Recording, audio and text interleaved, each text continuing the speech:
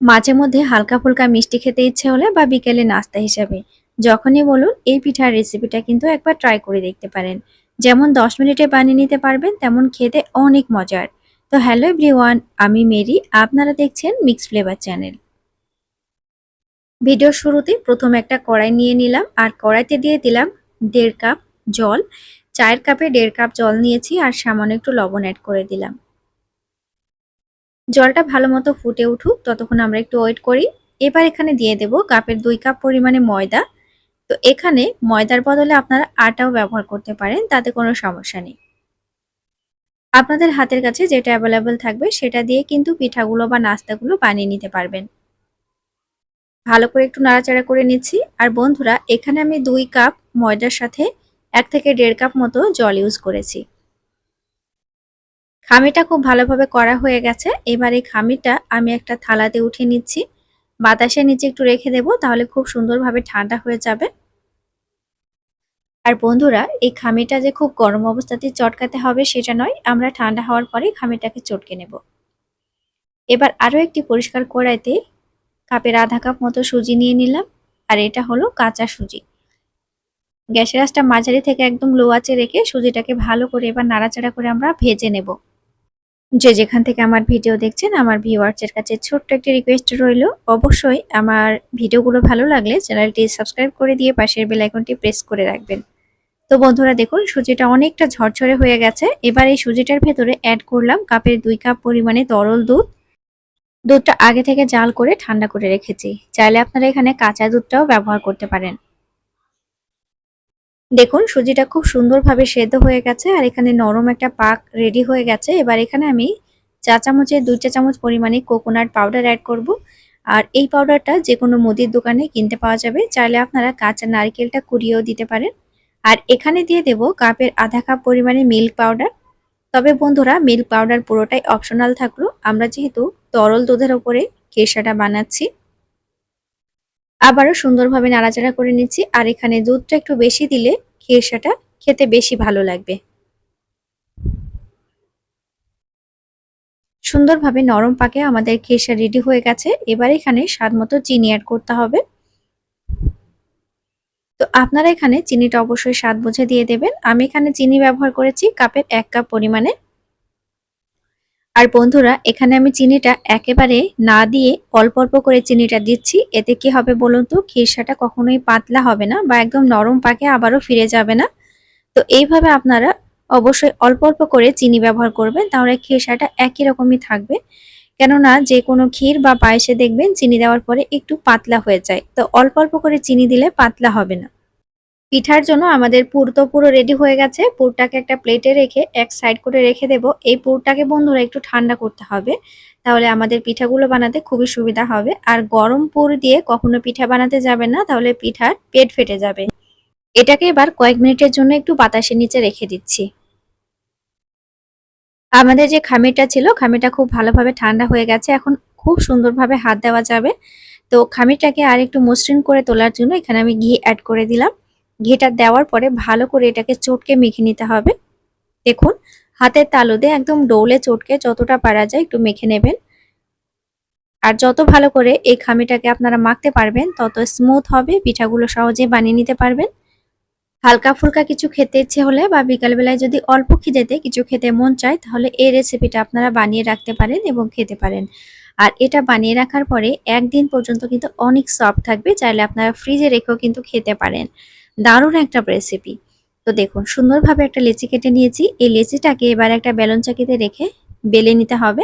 বেশ পাতলা করে বেলে নেবেন বন্ধুরা। আর এখানে যেহেতু আমি ঘি ব্যবহার করেছি, তো এখানে বেলন চাকিতে লাগার কোনোই সম্ভাবনা নেই। দেখুন, আপনারা এখানে বাড়তি আটা বা ময়দা কোনো কিছুই ব্যবহার করবেন না।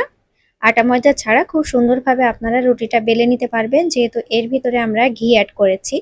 তো বন্ধুরা দেখুন, রুটিটা ঠিক এইভাবে বেলে নিতে হবে। খুব মোটা করবেন না বন্ধুরা, আবার খুব পাতলা করবেন না। দেখুন, ঠিক এরকম সাইজে রাখবেন। আর যদি রুটিগুলো খুব মোটা করতে যান, তাহলে পিঠাগুলো খেতে অতটা ভালো লাগবে না। আর যদি খুবই পাতলা করেন, তাহলে পিঠাগুলো পেট ফেটে যাবে। তো দেখুন, এবার এখানে আমি কিছুটা খিরসা দিয়ে দিচ্ছি। আর বন্ধুরা, এখানে খিরসা কিন্তু বেশ খানিকটা করে দিয়ে দিতে হবে। পেট পুরে যদি আপনারা খিরসা দেন, পিঠাগুলো খেতে খুবই ভালো লাগবে। আর এই পিঠাগুলো সাইজে একটু বড় করবেন, তাহলে দেখতে খুবই ভালো লাগবে, সাথে ডিজাইনটাও কিন্তু দেওয়া আমাদের সুবিধা হবে। এখানে একটা মাঝারি সাইজের বাটি নিয়েছি, বাটিটার কিন্তু ধার থাকা চাই। তো দেখুন বাটিটার অনেকটা ধার রয়েছে, সেই ধারটা দিয়ে ঠিক এইভাবে কেটে নিলাম। তো মুখটা দেখুন খুব সুন্দরভাবে এঁটে গেছে। তো বন্ধুরা মুখটা এঁটে গেছে, আমরা কিন্তু এইভাবেও ফ্রাই করতে পারি, তবে আজকের পিঠাগুলো আমি একটু ডিজাইন দেব। তো ডিজাইন দেওয়ার জন্য আমি সামান্য করে একটু চেপে দিলাম, দেখুন বাড়তি এখানে জায়গাটা হয়ে গেল। তো এখানে আমি ডিজাইন করার জন্য এখানে একটা কাঁটা চামচ নিয়েছি, চামচ দিয়ে ঠিক এইভাবে একটু চেপে চেপে দেব, খুব সুন্দরভাবে ডিজাইনটা উঠে যাবে। তো এই ডিজাইনটাকে আরেকটু সুন্দর করে তোলার জন্য আমি কি করব দেখুন, হালকা করে ঠিক মাঝে মাঝে এইভাবে একটু চেপে দেব। দেখুন খুব সুন্দরভাবে একটা ফুলের মতো শেপ চলে আসছে। তো ডিজাইনটা দেওয়া খুবই সহজ না? চাইলে আপনারা আপনাদের পছন্দ মতো যে কোনো ডিজাইনে কিন্তু পিঠাগুলো বানিয়ে নিতে পারেন।